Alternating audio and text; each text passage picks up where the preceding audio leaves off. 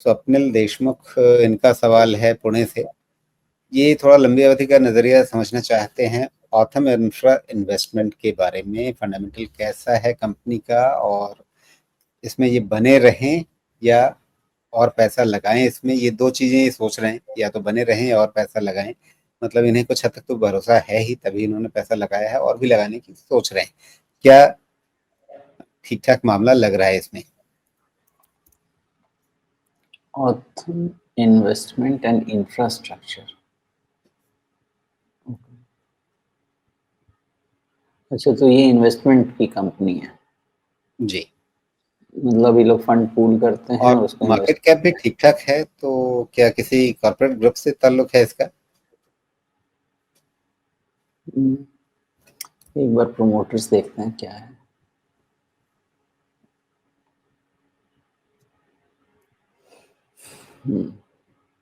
ये वैसा लग तो नहीं रहा, क्योंकि प्रोमोटर नेम तो वैसा नहीं है आपके पास। पब्लिक में भी कुछ वैसा नाम नहीं है, तो जी। देखा जाए। नहीं, वैसा तो कुछ नहीं है, बट मेनली ये इनका इन्वेस्टमेंट का ही काम है सिर्फ। ओके, ठीक है जी। 50,000 करोड़ की कंपनी है। कितनी है बुक वैल्यू? 4 टाइम, ठीक है। ओके, देखिए ऐसा है जी, इनका इन्वेस्टमेंट का काम है, तो मेनली है कि जितना आपका एयूएम बढ़ेगा आप उतना इसको इन्वेस्टमेंट में कन्वर्ट कर सकते हैं। मल्टीपल टाइप ऑफ इन्वेस्टमेंट्स ही करते हैं।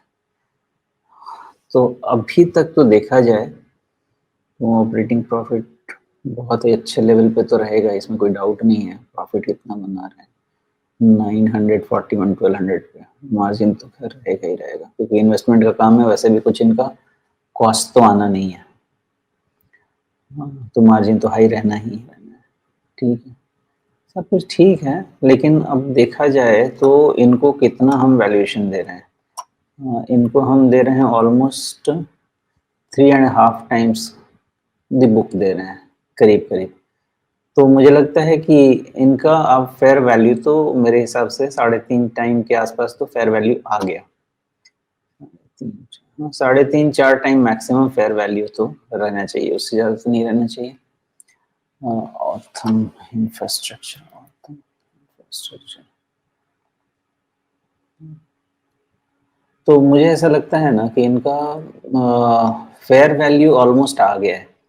तो यहाँ से वेल्थ क्रिएशन बहुत ज़्यादा तो नहीं होना चाहिए, मुझे लगता है। ये मतलब नहीं है, नहीं होना चाहिए का मतलब ये नहीं कि स्टॉक गिर जाएगा, खराब हो जाएगा, वो नहीं है। इनका वैल्यूएशन जो है, अगर 3.5 to 4 times price to book आ गया तो मुझे लगता है कि उतना काफ़ी है, उससे ज़्यादा का वैल्यूएशन नहीं होना चाहिए। तो दैट्स इट। तो इसका मतलब है कि मुझे तो ऑलमोस्ट फेयरली वैल्यूड लगता है, और इस वैल्यूएशन पे बहुत ज़्यादा वेल्थ क्रिएट तो क्या ही करेगा। तो मोस्टली आप यही समझें कि आप वो 2,500-3,000 का रेंज जो है, इसका प्राइस यहीं फ्लक्चुएट करना चाहिए। मोस्ट लाइकली ऐसा ही रहना चाहिए। जी। तो क्या लगभग जो 200 के आसपास से ये शेयर अब 3,000 पे है, 15 गुना बढ़ चुका है, और कितने समय में? तकरीबन 2 साल में। तो मतलब जो एक मल्टीबैगर बनने वाली कहानी थी वो पूरी हो गई है, और अब यहाँ से ये अ, मतलब एक सामान्य शेयर की तरह से जैसे चाल होती है उस तरह से चलेगा। लगता तो ऐसा ही है राजीव जी। मेन क्या है ना, अब इन्वेस्ट करने के लिए आपको मेन पैसा चाहिए। तो अगर अपना बुक का ग्रोथ आप बड़ा कर सकते हैं, जैसे जैसे लेंडिंग करते हैं बैंक्स, तो उनको क्या चाहिए? उनका उनका प्रॉफिटेबिलिटी कैसे बढ़ेगा? जितना उनका बुक बढ़ेगा, जितना वो पैसा उठा पाएंगे उतना वो लेंड कर पाएंगे। ऑफ कोर्स सेफ लेंडिंग के हिसाब से देखना पड़ेगा कि एनपीएस ना कर दें ज़्यादा। तो इनको भी अगर, जो इनका काम कह रहा है, मैंने कंपनी के बारे में नहीं जानता ज़्यादा, जो इनका काम कह रहा है कि ये इन्वेस्टमेंट्स करते हैं, है ना? तो अगर इन्वेस्टमेंट करते हैं तो इन्वेस्टमेंट करने के लिए आपको पैसा उठाना है ना। तो अगर आप अपना बुक बढ़ा सकते हैं ज़्यादा, तो फिर ये प्राइस टू बुक अपने आप नॉर्मल होता जाएगा। लेकिन अगर बुक स्टैग्नेट करता है, जैसे इस बारी तो आपका सेल्स थोड़ा कम हुआ ना, 15% कम हुआ। तो इनका बुक का भी फ्लक्चुएशन देखिए, अगर आप क्वार्टरली ही देखें, मार्च 24 से जो सेल्स का फ्लक्चुएशन है 900 से 1400 करोड़ रुपए और सीधा उसके बाद 1100, उसके बाद 600, फिर 1400, फिर 1200। तो मेन चीज ये है कि अगर आप बुक ग्रो कर सकते हैं और उसको फिर से इन्वेस्टमेंट में कन्वर्ट कर सकते हैं, है ना, और पैसा बना सकते हैं, तो फिर आपका इसमें वैल्यूएशन कुछ खबरें नॉर्मल होगा। दिलचस्प हैं, इसमें कुछ खबरें दिलचस्प हैं, उसकी तरफ ध्यान देने की ज़रूरत लगती है। अभी ताज़ा-ताज़ा जुलाई के अंतिम हफ्ते की खबर है, गोल्डमैन सैक्स ने इस कंपनी में 9 लाख शेयर लिए थे, जिनकी कीमत लगभग 200 करोड़ रुपए की बैठती है। तो कोई बहुत बड़ा स्टेक तो नहीं ले लिया, लेकिन हाँ, इन्होंने कंपनी में एक तरह से कहा जाए कि उन्हें कुछ कॉन्फिडेंस दिख रहा है। और साथ में दूसरी तरफ ये कंपनी जो है ये कहीं न कहीं चुने हुए शेयरों में इन्वेस्टमेंट की तरफ ज़्यादा इनका फ़ोकस रहता है, क्योंकि रिसेंटली इसने 2 प्राइवेट लिमिटेड, एक तो प्राइवेट लिमिटेड कंपनी है कात्रा फाइटोकेम इंडिया प्राइवेट लिमिटेड, इसमें पैसा लगाया है। दूसरे केरला आयुर्वेद लिमिटेड है, इसमें इन्होंने पैसा लगाया है। मतलब एक तरह से इनका कुछ फंडिंग वाला कामकाज है, जिसमें ये पैसा जुटाते हैं और अनलिस्टेड स्पेस में भी ये इन्वेस्ट करते हैं। हाँ, तो लेंडिंग और इन्वेस्टमेंट यही है ना, तो मेनली है कि फंड रेज करते हैं और इन्वेस्टमेंट अपॉर्चुनिटीज निकाल के उसमें इन्वेस्ट करते हैं। तो ये मैं कह रहा हूँ कि जितना आप फंड रेज कर पाएंगे उतना इन्वेस्टमेंट कर पाएंगे और उतना आपका ग्रोथ होता जाएगा। तो मेरा मेन फोकस ये है कि अगर इस रेट पे रहा तो कितना वैल्यू करूँ मैं इसको। तो जो इनका सेल्स चल रहा है उस सेल्स के हिसाब से तो मुझे लगता है कि काफी है, इससे ज्यादा तो वैल्यू मुझे नहीं लगता है कि करना चाहिए, मेरा जी, वो कहना है। तो एट तो दिस वैल्यूएशन दो ग्रोथ रह सकती है, बट इस वैल्यूएशन पे शेयर होल्डर रिवार्ड बहुत आउटस्टैंडिंग तो मुझे नहीं लगता बनेगा। मोस्ट ऑफ जी, इट ऑलरेडी प्राइस में है, मुझे ऐसा लगता बिल्कुल, है। बिल्कुल।